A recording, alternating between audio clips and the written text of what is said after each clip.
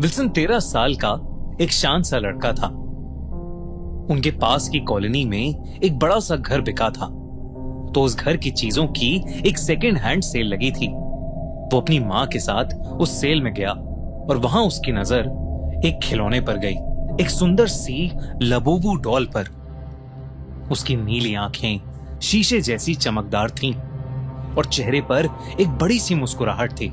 उसके दोनों कान एक प्यारे से खरगोश जैसे थे और उसका फर एक बहुत ही सुंदर गोल्डन कलर का था। पुराना होने के बावजूद भी विल्सन को उस लबूबू डॉल से एक अजीब सा लगाव महसूस हुआ। साथ ही साथ उसे पता था कि अगर वो ये लबूबू डॉल अपने दोस्तों को दिखाएगा तो सब बहुत ज्यादा एक्साइटेड हो जाएंगे और वो भी बहुत पॉपुलर बन जाएगा। काफी जिद करने के बाद उसकी माँ एला ने उसके लिए वो डॉल खरीद ली। घर लौटने पर विल्सन ने उस लबूबू डॉल को अपने कमरे की शेल्फ पर रख दिया और अपना होमवर्क करने लगा। लेकिन जब भी उसकी नजर उस लबूबू डॉल पर पड़ रही थी, उसे लग रहा था कि वो मुस्कुराते हुए उसे अपने पास बुला रही है। विल्सन अपना होमवर्क छोड़कर उठा और लबूबू के साथ खेलने लगा। इतने में ही उसकी माँ ने उसे नीचे बुलाया। जैसे ही विल्सन ने उस लबूबू डॉल को वापस शेल्फ पर रखा और वो वहां से हटा, एक भारी मेटल की ट्रॉफी सबसे ऊपर वाले शेल्फ से ठीक वहीं गिरी जहां विल्सन था। और अगर वो वहां से नहीं हटा होता तो वो सीधे उसके सर पर गिरती, जिसकी वजह से उसका सर भी फट सकता था। विल्सन घबरा गया, लेकिन मम्मी की डांट से बचने के लिए ट्रॉफी वापस रखकर नीचे चला गया। अगले कुछ दिनों में अजीब से हादसे होने लगे। जैसे लबूबू डॉल में एक काला जादू है, वैसे ही ZEE5 की नई हॉरर फिल्म जारण भी एक ऐसे काले जादू की कहानी है जो आपके रोंगटे खड़े कर देगी। जारण की कहानी है राधा के बारे में। बचपन में जब वो अपने माँ बाप के साथ एक गांव में रहती थी, तब उसके घर में एक औरत रहती थी, गंगूती। पर जब गांव वालों को पता चला कि गंगूती काला जादू यानी जारण करती है, तो उसे उनके घर से निकाल दिया गया। पर जाते जाते गंगूती ने अपने साथ हुई बदतमीजी का बदला लिया और राधा को ये श्राप दिया कि वो अपनी जिंदगी में कभी खुशियां नहीं देखेगी। वक्त बीता और राधा बड़ी हो गई और शहर में शिफ्ट हो गई। उसकी शेखर से शादी हुई और उन दोनों की एक बेटी हुई। सब ठीक चल रहा था। फिर एक दिन राधा के परिवार का कार एक्सीडेंट हो गया और राधा को अपनी बेटी के साथ अपने गांव वापस जाना पड़ा। वहां राधा की बेटी को एक गुड़िया मिली, भागाबाई, जिसे वो अपने साथ वापस शहर ले आई। भागाबाई वही गुड़िया है जिसका इस्तेमाल करके गंगूती काला जादू यानी जारण करती थी। क्या होगा अब राधा के साथ, जानने के लिए देखिए जारण, एक ऐसी मराठी साइकोलॉजिकल हॉरर फिल्म जो एक बार सबको जरूर देखनी चाहिए। Streaming now only on ZEE5। Wilson जब जब लबूबू डॉल से खेलता, घर में चीजें अपने आप गिरकर टूट जाती। कभी घर का बल्ब एकदम से शॉर्ट हो जाता, तो कभी घर की ग्लास विंडोज में क्रैक आ जाते। ये सब अब बहुत ही फ्रीक्वेंटली होने लगा था। विल्सन को अब ऐसा भी लगने लगा था कि जैसे जैसे दिन बीतते जा रहे हैं, उस लबूबू डॉल की स्माइल अपने आप थोड़ी थोड़ी कर और बड़ी होती जा रही है। विल्सन ने सारी बातें अपने पापा को बताई। उसके पापा ने इन सब बातों को नन्हे से विल्सन का वहम समझा, लेकिन फिर भी उसका दिल रखने के लिए उन्होंने उसकी बात मान ली। उसने उससे वो लबूबू डॉल लेकर अपने पास रख ली और वादा किया कि वो उसे कल एक डंप यार्ड में फेंक आएंगे और उसके लिए ढेर सारे नए टॉयज भी ले आएंगे। उस रात जब विल्सन सो रहा था, तो एक बहुत बड़ी धम की आवाज हुई और फिर विल्सन को उसके पापा की चीख सुनाई दी। विल्सन की जब आंख खुली तो उसने देखा कि वो लबूबू उसके चेहरे के बिल्कुल पास पड़ी थी और मुस्कुराते हुए उससे ही देख रही थी। विल्सन ने उस लबूबू डॉल को नीचे फेंका और भागता हुआ कमरे से बाहर गया। उसने देखा कि उसके पापा सीढ़ियों से नीचे गिरे पड़े हैं और उन्हें बहुत चोट आई है। उसकी मॉम फौरन उसके पापा को हॉस्पिटल लेकर गई और उन्होंने विल्सन को घर में ही रहने को कहा।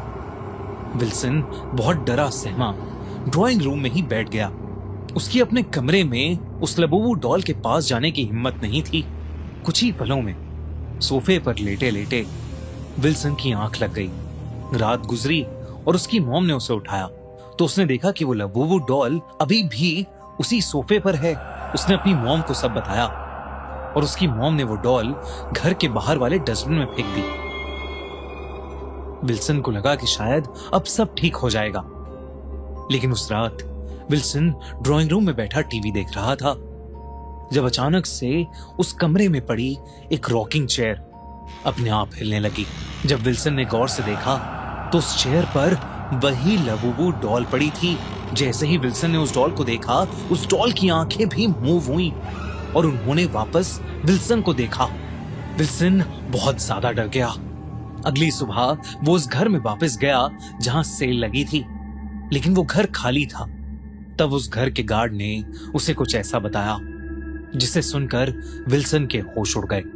गार्ड ने बताया कि वो लबूबू डॉल घर के बच्चों ने चाइना की एक टॉय शॉप से मंगवाई थी और जब से वो उनके घर में आई तब से सब बर्बाद हो गया। उस घर के चारों लोग बीमार पड़ने लगे। फैमिली में पैसों की दिक्कत शुरू हो गई और धीरे धीरे करके सब एकदम पागल जैसे हो गए। वो लोग हमेशा एक दूसरे से लड़ते रहते थे और कुछ ही दिनों बाद उन्होंने ये घर बेच दिया और साथ ही उस लबूबू डॉल को भी। उसने एक बात और कही कि घर के अंदर से अक्सर किसी के अजीब ढंग से हंसने की आवाजें आती थीं, पर जब से वो लबूबू डॉल गई है तब से वो आवाज आनी बंद हो गई है।